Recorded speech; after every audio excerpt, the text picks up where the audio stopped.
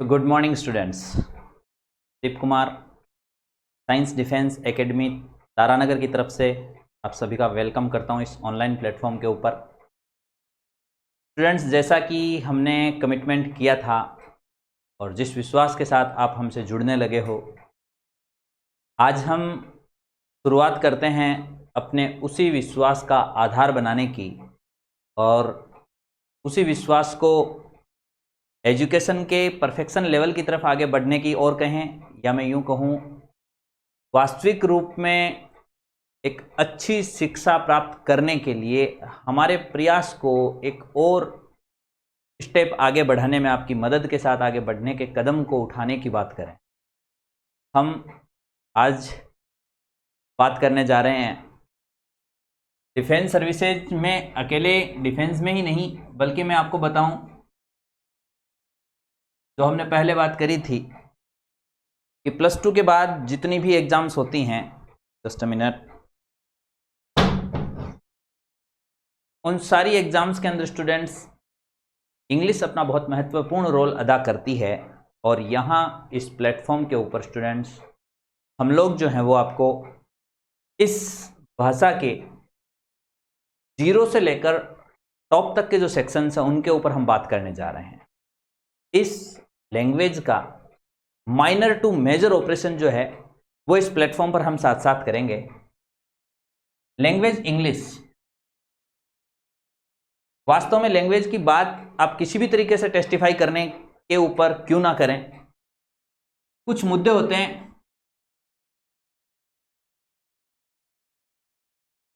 जिन मुद्दों के माध्यम से आपके अंदर लैंग्वेज के नॉलेज को टेस्ट किया जाता है। First one is vocabulary. English भाषा की यदि बात करें तो वोकेबलरी के नाम पर वन वर्ड सब्सटीट्यूशन, एक शब्द जो आप हिंदी में समझते हैं, एंटोनिम, सिनोनिम, विलोम शब्द, समानार्थी शब्द, ऐसे तरीकों से वोकेबलरी का टेस्ट आपका लिया जाता है। और ये टोटली लर्निंग फैक्टर है। आप जितना ज़्यादा लर्न करोगे उतना ज़्यादा आप इस सेक्टर को मजबूत करोगे। और मैं बात करूं वोकेबलरी सेक्शन को मजबूत करने का एकमात्र तरीका है वो है आप पर डे 5 से 10 नई वोकैब्स जो हैं वो आप तैयार करते बढ़ें। आपका वोकेबलरी का खजाना बहुत अच्छा इंप्रूव होगा। आपके सामने जब भी आप इंग्लिश पढ़ रहे हो, कोई नया वर्ड आता है, आप उसको अंडरलाइन कच्ची पेंसिल से करके उसका मीनिंग ढंग से समझते हुए उसके बाद आगे बढ़ें। आपका ये खजाना जो है समय के साथ साथ धीरे धीरे बहुत दुरुस्त होता जाएगा। देन हम लैंग्वेज के दूसरे सेक्शन की बात करते हैं। इन कंपटीशन एग्जाम्स के अंदर स्टूडेंट्स लैंग्वेज को दूसरे तरीके से टेस्ट करने का सबसे बड़ा जो मुद्दा होता है वो होता है ग्रामर। किसी भी भाषा की शुद्धिकरण के लिए, कोई भी लैंग्वेज क्यों ना हो, उसकी प्योरिटी के लिए जो चीज चाहिए होती है वो है उसकी ग्रामर, उसकी व्याकरण। इस सेक्टर के माध्यम से अंग्रेजी भाषा का 60 to 70% नॉलेज, आपकी कंपटीशन एग्जाम्स में 60 to 70% नॉलेज ओनली इस मुद्दे पर टेस्ट किया जाता है। मुद्दा बड़ा नहीं है, हम यहीं से आज की अपनी क्लास को स्टार्ट करेंगे। मुद्दा बड़ा नहीं है, लेकिन हमारे लिए बड़ा क्यों बन जाता है, क्यों हम लैंग्वेज इंग्लिश से डरने लग जाते हैं। और इसका जो तीसरा आयाम बनता है वो है कंपोजिशन सेक्शन। कंपोजिशन सेक्शन के अंदर स्टूडेंट्स क्या चीज आती है? कंपोजिशन। कंपोजिशन सेक्शन के अंदर आप सेंटेंस कंपोज क्या करते हो, आपका लिखना, आपका सोचना, इन दोनों के बीच की तारतम्यता क्या है, आपके विचारों को आप कितना अच्छा एक्सप्रेस कर सकते हो। और कंपोजिशन सेक्शन को टेस्ट करने के 2 तरीके होते हैं। ओरल, आप यदि नेवी एयरफोर्स की तैयारी कर रहे हैं तो आपने GD शब्द सुना होगा, ग्रुप डिस्कशन। उसके अंदर आप डिस्कशन के अंदर आपके माइंड में जो भी बात आ रही है उसका कम्युनिकेशन अपनी जुबान से कैसा क्या कर रहे हो, उसके लिए आपका ये सेक्शन मजबूत होना जरूरी है। क्योंकि हम हिंदी भाषी विद्यार्थी हैं, हम जिस एरिया से बिलोंग कर रहे हैं, हिंदुस्तान, मोस्टली हिंदी का यहाँ वजूद ज़्यादा है।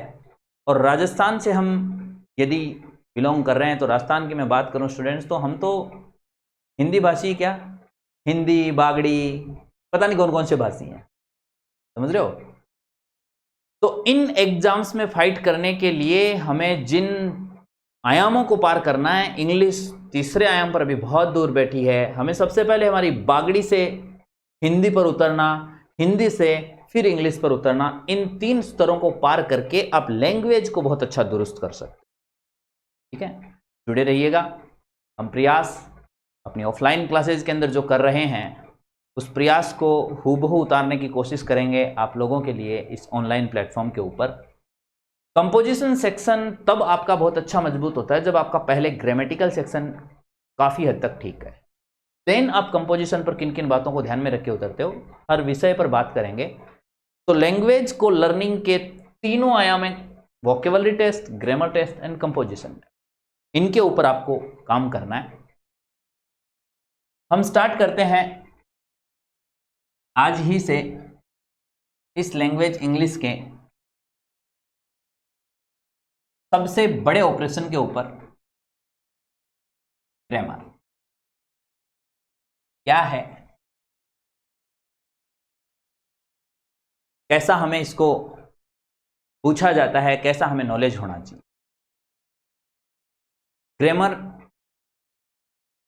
हम लोगों के लिए बड़ा टिपिकल बनी हुई हो सकती है, लेकिन बनी हुई होगी नहीं, बिकॉज इस प्लेटफॉर्म पर हम कोशिश करेंगे कि आपको इंग्लिश की स्टडी कंपटीशन एग्जाम्स के लिए नहीं, बिकॉज कंपटीशन एग्जाम में +2 के बाद यदि पूछा जा रहा है तो मान के चलिए स्टूडेंट्स +2 तक का नॉलेज जो है वो परफेक्ट चाहिए।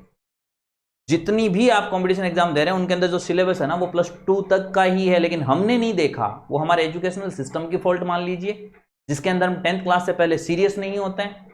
10th क्लास बोर्ड एग्जाम के अंदर 4 महीने सीरियस होकर के आप 9 सालों को कवर नहीं कर पाते हैं। देन 11वीं के अंदर हम फिर से फ्री हो जाते हैं, 12वीं में ग्रामर है नहीं, ये सब करके हमारा ये ढांचा बहुत कमजोर रह जाता है।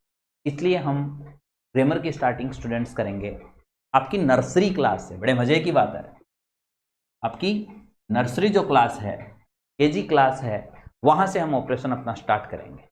ठीक है, जुड़े रहिएगा, क्योंकि हर बारीक बिंदु आगे आने वाली बड़ी चैलेंजेस, बड़े प्रॉब्लम्स जो होंगे उनको सॉल्व करने के लिए काम आएंगे।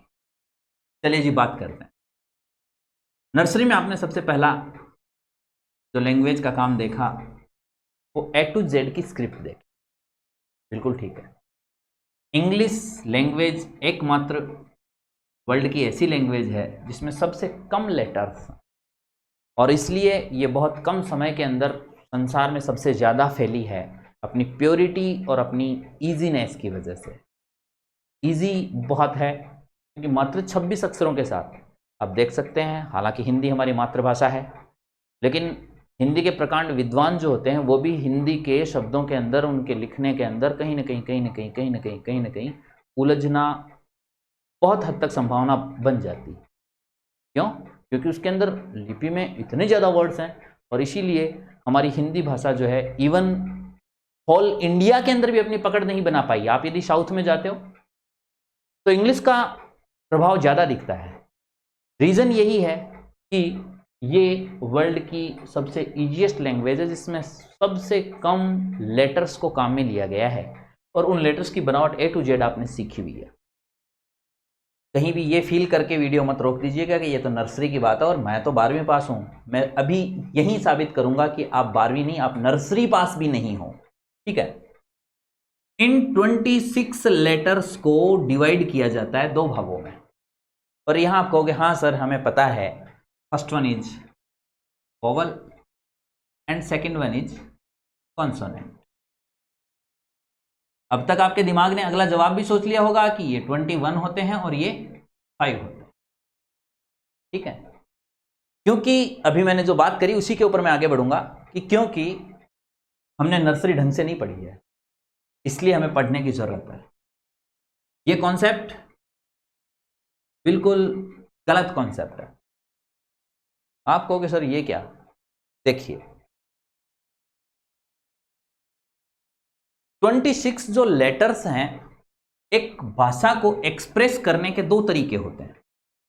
उनमें इन 26 लेटर्स का रोल क्या होता है आप एक भाषा को आइदर रिटन एक्सप्रेस करते हैं लिख करके, जैसे कि आपने प्लस 2 की एग्जाम यदि दी है तो एग्जामिनर जो है वो आपको टेस्ट करेगा कि आपको लैंग्वेज का नॉलेज क्या है, किस आधार पर, आपके रिटन बेस पर।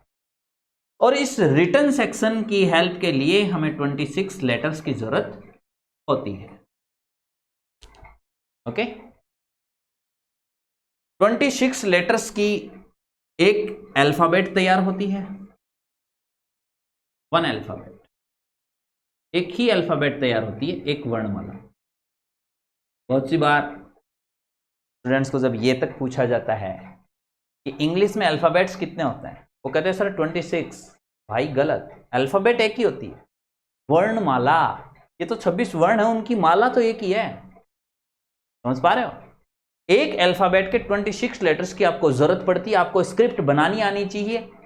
इन 26 लेटर्स की कैपिटल कैसे होता है, स्मॉल कैसे होता है, ये बनानी आनी चाहिए, तब जाके आप लिख और पढ़ सकते हो। आपने राइट किया और जो इस लैंग्वेज को जानता है वो उसको रीड कर सकता है। यहां वोवल कॉन्सोनेंट का कोई रोल नहीं है। यहां इस लिखित के आधार के ऊपर आप उसको किसी भी लैंग्वेज के अंदर वोवल कॉन्सोनेंट में डिवाइड ही नहीं कर सकते हो। लेकिन क्योंकि नर्सरी के जो बच्चे होते हैं उनको डीप नॉलेज में ले जाने की जरूरत नहीं पड़ती है, और मोटा मोटी उनको यदि ज्ञान दे तो ये नर्सरी के लिए ठीक है। लेकिन भाई अब आप कंपटीशन दे रहे हो तो आपको वास्तविक उसका डीप नॉलेज होना चाहिए। ठीक है, बात करते हैं लैंग्वेज को एक्सप्रेस करने के दूसरे पॉइंट की। अभी आप मेरा रिटन वर्क बोर्ड पर ना भी देखें तो भी आप मुझे सुन पा रहे हैं और समझ पा रहे हैं। मैं एक भाषा के माध्यम से, भाषा है ही क्या, मेरे मन में जो विचार आए, मेरे दिमाग में जो विचार आए, वो यदि मैंने आप तक जिस माध्यम से पहुंचा दिए, चाहे लिख कर दिए या बोल के दिए। बोलने के अंदर जो है ओरल, मौखिक यानी स्पीकिंग, बोल के, इस तरीके से हम एक लैंग्वेज को एक्सप्रेस कर सकते हैं दूसरे तक। वास्तव में वोवल एंड कॉन्सोनेंट जो नाम है वो इस जगह से जरूरत पड़ती है, क्योंकि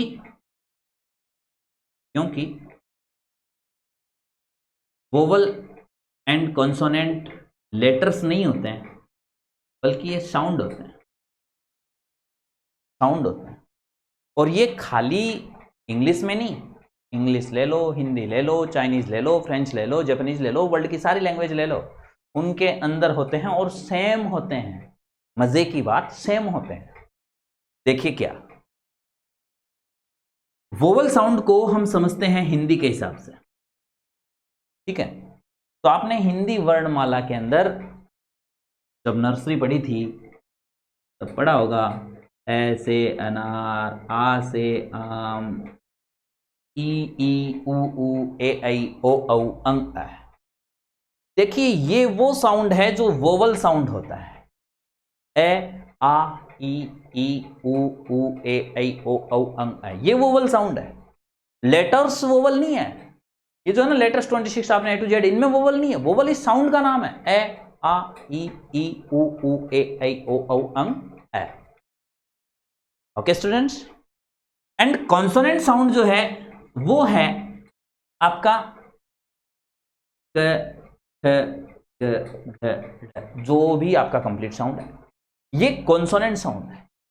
हर लैंग्वेज के अंदर अलग अलग होता है। जैसे आपके हिंदी के हिसाब से यदि हम समझ रहे हैं फिलहाल, क्योंकि हमें समझना जरूरी है, रटना नहीं। ये रटाफिकेशन पॉइंट है, समझने पर बढ़ते हैं। तो हर लैंग्वेज के अंदर कॉन्सोनेंट साउंड्स अलग अलग होते हैं, according to the region, according जो एरिया होता है उसके अनुसार अलग अलग होते हैं।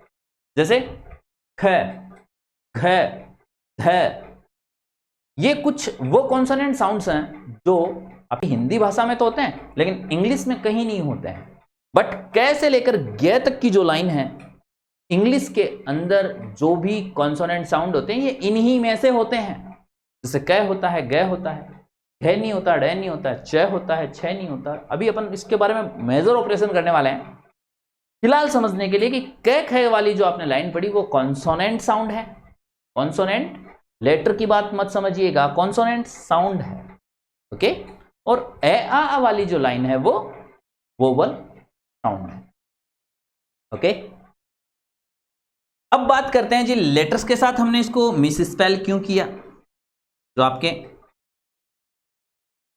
लेटर्स थे ए टू जेड, से मतलब A to Z. Okay students, इन लेटर्स को हमने इसलिए किया बिकॉज एक एग्जांपल देखिए, हमने यदि लिखा तो इसका साउंड क्या बना, एप्पल। हमने यदि लिखा, मैं हर जगह साउंड का ऑपरेशन करूंगा, देखिए क्या बोलोगे, ए, क्या बोलोगे, एल ई, ल के साथ ई, क्या बोलोगे, फै, एलिफेंट। तो ई ने ए ने जो साउंड दिया है आप नोटिस कीजिए, ए आ ई उ ए ऐ ओ औ अंग ए वाला साउंड ही ये अमूमन देते हैं। और ऐसे लेटर्स इंग्लिश में होते हैं 5, ए ई आई ओ यू, जो जहां भी आते हैं अमूमन, जब इनको साइलेंट नहीं किया जाए, अमूमन, ये अमूमन क्योंकि प्योरली अपना साउंड वोवल का रखते हैं, इसलिए इन 5 को कहा जाता है pure vowel. Okay, pure vowel. Vowel आपने देख लिया, प्योर वाउल 5 होते हैं। लेकिन अब यहीं से मैं वापसी बात करूंगा, एक वर्ड दे रहा हूं, आप देखिएगा, मेरा वर्ड है UNIVERSITY। Okay, UNIVERSITY। इसके अंदर एक ही वर्ड के अंदर आप समझोगे कि वोवल एंड कॉन्सोनेंट साउंड क्या है। पहला यू है, यू को आपने वोवल लेटर में काउंट किया है। देखिएगा, जबकि इसका साउंड लीजिए, सबसे पहले स्टार्टिंग साउंड इसका ये आ रहा है। हालांकि ऊ बना, यूनिवर्सिटी, इस यू ने ही ऊ बनाया, यानी अपना साउंड वोवल वाला तो दिया है, बट स्टार्टिंग साउंड क्या दिया सर इसने, ये दिया। और ये तो आपका देखिए कॉन्सोनेंट साउंड है। तो क्योंकि यू कॉन्सोनेंट साउंड भी दे रहा है, ठीक है, फिर अपन बात करते हैं, आगे और बढ़ते हैं। देखिए, इसने कॉन्सोनेंट साउंड देने के बावजूद क्योंकि अपना वोवल साउंड भी रखा है, इसलिए अभी पूर्णतया प्योर वोवल में है। लेकिन 2 लेटर्स ऐसे हैं स्टूडेंट्स जो अमूमन अपना साउंड कॉन्सोनेंट देते हैं, व्यंजन वाला, लेकिन कभी कभार वो थोड़ा सा गेम खेल जाते हैं। उनमें से फर्स्ट लेटर आप यहां देख रहे हो। इस वर्ड को यदि आप पूरा पढ़ते हो तो देखिएगा, यू नी, आई ने ई का साउंड दिया, ई ने ए का साउंड दिया जो व में मिला, आई ने अगेन ई का साउंड दिया, यूनिवर्सिटी, और इसका साउंड जो यूनिवर्सिटी का साउंड वैसे निकलता है। और इस वाई के लिए हम बात करें तो इसने भी फिर से वाई ने साउंड काहे का बनाया, ई का। तो 2 लेटर्स ऐसे हैं इंग्लिश के, डब्ल्यू एंड वाई। ये जब भी एक वर्ड के लास्ट में आएंगे, अंतिम में, दोनों के एग्जाम्पल एक बार फिर से इधर लिख देता हूं, NOW now, now,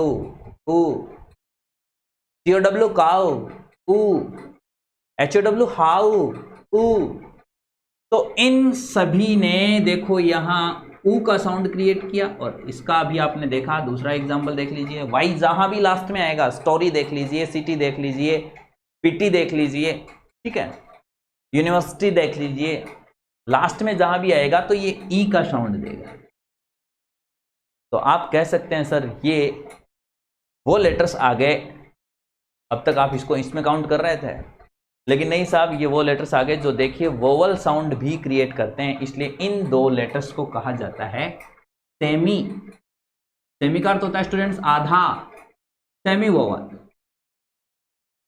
semi vowel के अंदर ये दो आते हैं W एंड Y, जो सेमी यानी आधे इसलिए हैं कि अमूमन आप इनका कोई भी वर्ड देख लिए, यदि मैं यहाँ लिखता हूँ WATCH, जब ये शुरू में आते हैं तो वे का साउंड देंगे, ठीक है। Y जो है शुरू में आता है तो ये का साउंड देगा, यस। इस ये के अंदर ए का साउंड ई ने मिलाया है, Y ने नहीं मिलाया है, ठीक है। तो ये ऑलरेडी प्योर वोवल्स में है ही है, लेकिन जब Y W स्टार्टिंग में आ रहे होते हैं, जब इनके आगे कोई वोवल की ध्वनि निकल रही होती है तो ये कॉन्सोनेंट साउंड ही देते हैं, लेकिन जब इनका स्थान वर्ड में लास्ट में होता है तो ऐसी कंडीशंस के अंदर ये क्या करते हैं, आपका वाउल साउंड भी देते हैं, इसलिए इनको सेमी वाउल कहा जाता है, ठीक है। तो यदि हमसे ये कहा जाए तो हमारे पास एक आंसर होना चाहिए कि इंग्लिश में लेटर्स कितने होते हैं, 26। इंग्लिश में अल्फ़ाबेट कितने होती हैं, only one alphabet. One alphabet में 26 लेटर्स होते हैं। इन लेटर्स का डिवाइडेशन कैसे होता है, इसके अंदर 21 प्योर कॉन्सोनेंट्स होते हैं एंड 5 प्योर वाउल्स होते हैं, ठीक है। बट दो जो कॉन्सोनेंट हैं उनमें से सेमी वोवल काउंट होते हैं, और सेमी वाउल काउंट होने के लिए रीज़न ये है कि वो कभी कभी वाउल साउंड भी देते हैं, और वाउल साउंड का मतलब है ए आ ई ई उ ऊ ए ऐ ओ औ अंग ऐ। और देखिए आप यहाँ ये साउंड दे रहे हैं, इसलिए ये सेमी वाउल के अंदर भी काउंट किए जाते हैं, ठीक है स्टूडेंट्स। ये बात हुई नर्सरी के प्राइमरी एक बेसिक पॉइंट की, और दिल्ली मैं आपको बताऊं हम ऐसे कुछ बेसिक्स के साथ ही आगे बढ़ेंगे, आपके लिए लोड ज़्यादा ना रहे, आप बड़ी इजीनेस के साथ एक लिमिटेड टाइम के अंदर हमारे साथ जुड़ करके भी एक अच्छा काम करो। तो आज की हमारी इंग्लिश की पहली क्लास के अंदर हम नर्सरी के जिस कॉन्सेप्ट के ऊपर बात करना चाह रहे हैं, मैं उम्मीद करता हूं कि इंग्लिश लेवल जहां से स्टार्ट होता है ABCD A to Z alphabet, उस अल्फ़ाबेट की प्राइमरी बातें, साउंड के अंदर डिवाइड लेटर्स नहीं होती है, ये रिटन लिपि जो होती है, स्क्रिप्ट जो होती है वो नहीं होती है, वास्तव में इनका साउंड होता है।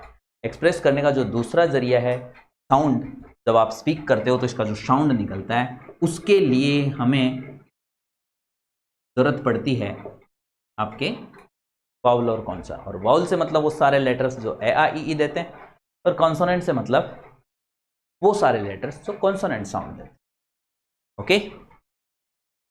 इसके बाद का ऑपरेशन हम बढ़ेंगे अपने अगले वीडियो के अंदर, क्योंकि बिना आप पर भार बढ़ाए बहुत अच्छे से और बहुत परफेक्ट तरीके से हम लगातार आगे बढ़ते रहें। कहते हैं ना, धीरे धीरे रे मना धीरे सब कुछ होए, माली सिंचे सो घड़े ऋतु आए फल होए।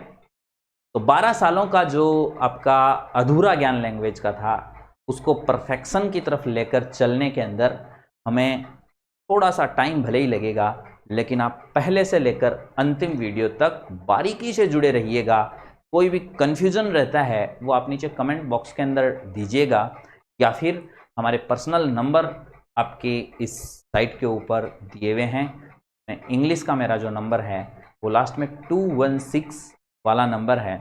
आप कोई गुड मॉर्निंग, कोई गुड इवनिंग, कोई फॉर्मेलिटी वर्क नहीं, सीधा यदि कोई कन्फ्यूज़न रहता है वो उसके ऊपर डायरेक्ट व्हाट्सअप कीजिए, और मैं जल्द ही जब भी फ्री रहूँगा का आंसर आप तक देने की कोशिश करूँगा। ऑनलाइन प्लेटफॉर्म के माध्यम से आज जो एजुकेशन का एक नया मैं कहूँ भूचाल आया है, वो तभी कारगर है जब आप इसको ऑफलाइन की तरह फ़ायदेमंद बना दोगे। जब आपका और हमारा कोलैबोरेशन का जो मिड पॉइंट है वो हमारा संवाद, आपकी प्रॉब्लम जो भी होते हैं यदि आप नहीं समझ पा रहे हो तो आप अपने कमेंट बॉक्स में डाल करके रखिएगा, हम वापसी उसी कमेंट बॉक्स की हेल्प से आपके पास सॉल्यूशंस दूँ। ओके स्टूडेंट्स, उम्मीद है मेरा प्रयास आपके प्रयासों के साथ जुड़ करके हमारे इस प्रयास को बहुत अच्छे लेवल पर लेकर जाएगा। फिलहाल इजाज़त दीजिए। जय हिंद, जय भारत।